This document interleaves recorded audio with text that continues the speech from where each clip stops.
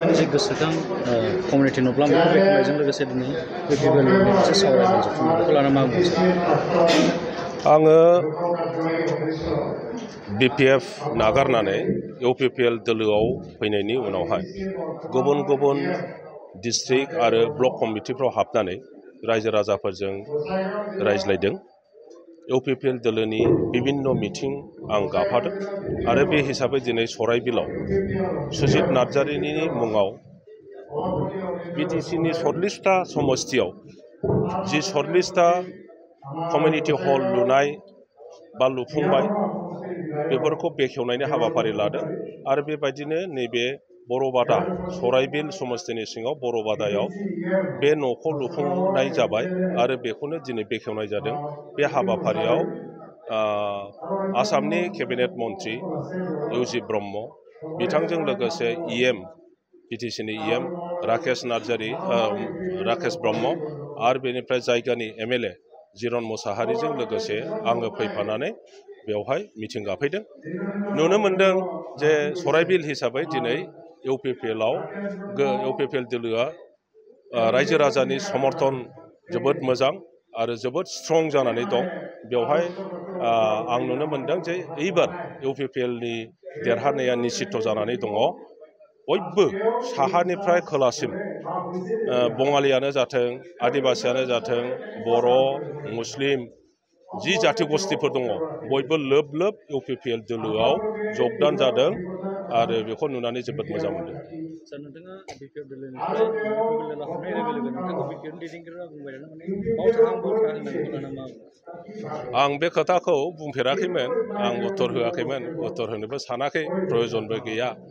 दिनै आं एसे रायखांदों दा आंनि बिबुंथियाव जे बिपिएफनि सेनियर नेताफ्रा दासिमबो आङो बिपिएफ नागारनायनि सायाव बे रोखोम सोंखारियाखै। खारन बिपिएफनि सेनियर दैदेनगिरिफ्रा गासिबो मिन्थिगौ जे आं मानो बिपिएफ नागारदों, खारनखौ मिथिजोबगौ। नोङो मानाव गेदेर प्रेसिडेन्ट हाग्रामा महिलारियाबो मिथिगौ, जोंनि सासे सेनियर नेता प्रमिला बायदेवआबो मिथिगौ, थुद्रुब माखासे जि उननि रबिराम नार्जारिखौनो बुं, रिहन दैमारिखौनो बुं आरो इमानुएल मुसाहारिखौनो बुं, बेबायदि गासिबो सेनियर दैदेनगिरिफ्रा मिथिजोबगौ।